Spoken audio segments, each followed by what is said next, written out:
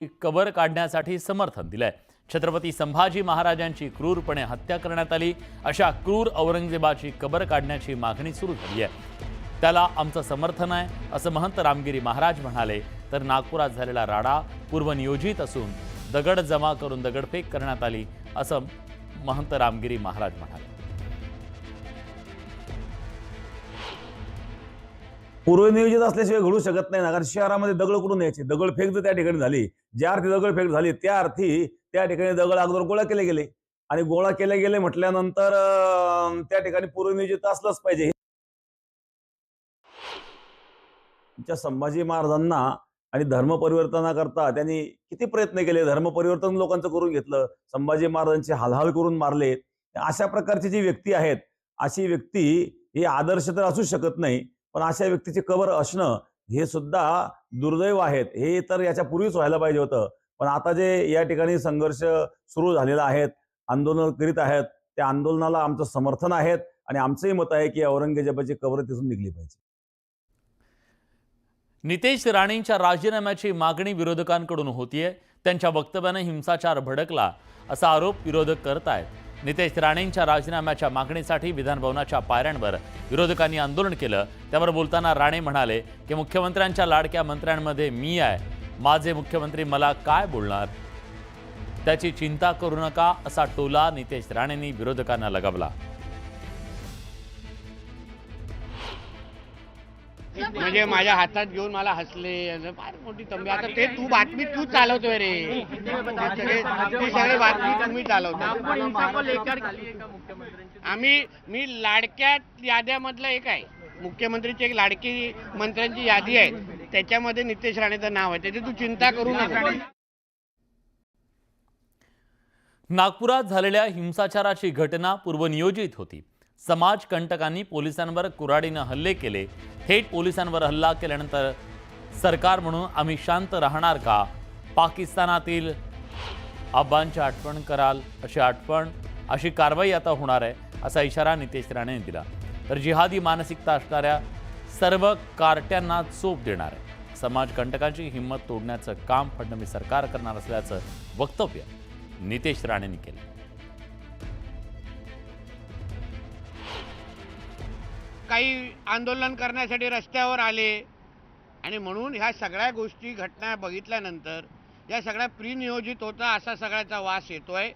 काही गोष्टी ठरवून केलेल्या होत्या, ठरवून म्हणजे इथे अशी दंगल घडवायचीच आहे असं काही लोकांची तयारी होती का, ह्याचे पण थोडी आता जरा त्याच्या बाबतीमध्ये चौकशी होणार। जे आमचे पोलीस खातं तिथे शांत करण्यासाठी आणि कायदा आणि सुव्यवस्था राखण्यासाठी तिथे उपस्थित होतं, त्यांच्यावर हल्ला करण्याचं काय कारण आहे? कशाला त्यांच्यावर हल्ला केला?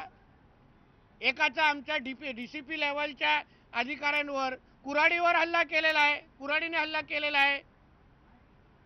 हे अशा पद्धतीचे आंदोलन कुठल्या चौकटीत होत आहेत? आणि आमच्या पोलीस बांधवांवर हल्ला केल्यानंतर तुम्हाला वाटतंय सरकार म्हणून आम्ही गप्प बसणार? आता जे आमच्या मुख्यमंत्री साहेबांनी सभागृहामध्ये सांगितलं, ट्रकभर दगड आले कुठून? ट्रकभर दगड तिथे का ठेवलेले आणून? म्हणजे काय उद्दिष्ट होता, काय उद्दिष्ट होतं त्याच्या मागचं? या सगळ्याची आता चौकशी टप्प्याटप्प्यात होईल। म्हणून तो तुम्हाला सांगितलं, पाकिस्तानातला अब्बा आठवणीत येईल अशा पद्धतीचा आता कारवाई पुढे येणार। नागपुरातल्या हिंसाचारावरून मराठा आंदोलक मनोज जरांगे पाटील यांनी सरकारवर जोरदार निशाणा साधलाय। तसंच मुख्यमंत्री देवेंद्र फडणवीस यांनी औरंगजेबाची कबर काढण्यासाठी खुलताबादला यावं, मी स्वतः त्यांच्यासोबत जाईन असं जरांगे म्हणाले। हा मग इकडे घडत नव्हतं ना, इकडे घडत नव्हतं कुठंच राज्यात, मग स्वतःच्या घरातच करून घेतलं स्वतःच।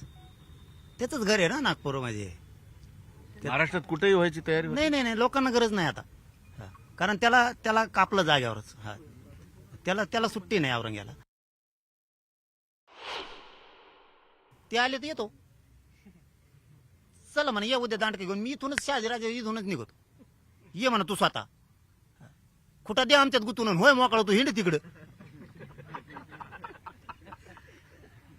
हे लोकांना येड्यात काढणं बंद करा। नागपुरातल्या सर्वसामान्य नागरिकांनी या घटनेवर काय प्रतिक्रिया दिली आहे जाणून घेऊया. मी आता आहे नागपूरच्या हंसापुरी या भागामध्ये, ज्या ठिकाणी मोठ्या प्रमाणात हिंसाचार उसळला होता. आपण पाहू शकतो कशा पद्धतीने या ठिकाणी रात्रीच्या सुमारास ज्या आहे त्या गाड्या मोठ्या प्रमाणात जाळल्या गेल्या होत्या. मोठा उद्रेक या ठिकाणी पाहायला मिळाला आहे. आज यावरच बोलण्यासाठी आपल्यासोबत या ठिकाणी ज्या महिला आहेत त्यांच्याकडून आपण जाणून घेणार आहोत काय नेमकी त्यांची भूमिका आहे, कशा पद्धतीने या ठिकाणी मोठा हिंसाचार उसळला होता. काय सांगाल ताई? सर, तुम्ही बघतच आहे कालपासून इथे मीडिया येऊन राहिलेली आहे, पण ज्या वेळेस आम्हाला मदतीची गरज होती त्यावेळेस आम्हाला मदत मिळालेली नाही आहे. इथे समोर भावसर चौक आहे, तिथे नेहमी पोलिसांचा बंदोबस्त असतो. मग कालच का बरं इथे बंदोबस्त नव्हता? तहसील पोलीस स्टेशन इथनं जवळ आहे, 1 किलोमीटरच्या अंतरामध्ये तहसील पोलीस स्टेशन पडते, पण त्यांच्या PI नी सुद्धा आमचे फोन उचललेले नाही. याचं कारण काय? त्यांनी आम्हाला याचं कारण द्यावं. एक एक करून आमच्या गाड्या जाळल्या गेलेल्या आहेत. आमच्या शॉपवरती हल्ले केले, आमच्या घरावरती हल्ले जाळण्याचा प्रयत्न केला. याला जबाबदार कोण राहणार आहेत? याची भरपाई कोण करून देणार आहेत? मी म्हणते प्रशासनाला माझी एकच विनंती आहे, जो योगी पॅटर्न चालवला होता UP मध्ये तोच योगी पॅटर्न इथे चालवण्यात यावा आणि आमची नुकसान भरपाई करण्यात यावी, हीच विनंती आम्ही शासनाला करतो. आपण काय सांगाल कशा पद्धतीनं इथे हल्ला करण्यात आला?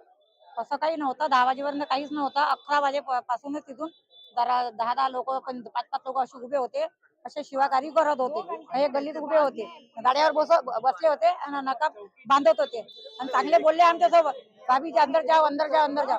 मग 15-10 मिनिटात 11 वाजून 10 मिनिटं झाले ते हल्ला चालू झाला. 11 वाजून 10 मिनिटांनी मग एका माग सगळ्याची गाड्या काढू इथं आणून जाळू लागल्या. आमचा चहाचा ठेला पाडून पूर्ण फोडून टाकला.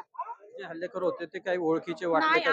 सगळे नकाब बांधून होते. जो भी समाज तत्व है इसमें जिस किसी को भी तकलीफ हुई है उन्होंने सरकार के पास प्रस्ताव रख के इस चीज का समाधान करना चाहिए था, ताकि ये ऐसा ढिंगाना करके हिंदू लोगों को गाली बकना अन्यथा उनको ठेस पहुंचाना ये उचित नहीं है। इस प्रकार का नहीं होना चाहिए और ये हम आज इतने साल पे पहली बार देखे कि इतना बड़ा ये तांडव हुआ है, ये नहीं होना चाहिए था।